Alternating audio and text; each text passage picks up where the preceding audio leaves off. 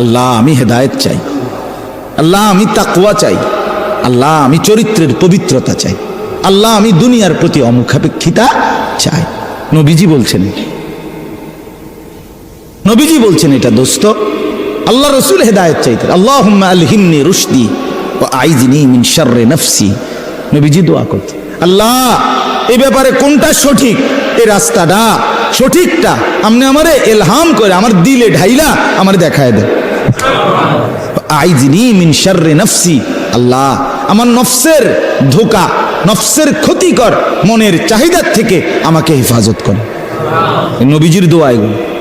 আল্লাহুম্মা আতি নাফসি তাকওয়াহা ওয়া যাক্কিহা, আল্লাহ আপনি আমার দিলের মধ্যে তাকওয়া দেন, আল্লাহ আপনি আমার দিল বিশুদ্ধ পবিত্র করে দেন। আনতা খায়রু মান যাক্কাহা, আপনি তো হচ্ছেন সর্বোত্তম পবিত্রতাকারী। আনতা ওয়ালিয়ুহা, আপনি তো হচ্ছেন নফসের মালিক। ওয়া মাওলাহা, আপনি তো হচ্ছেন জিন্দেগীর মাওলা। আপনি ছাড়া তাকওয়া দিবে কে? আপনি ছাড়া হেদায়েত দিবে কে মাওলা?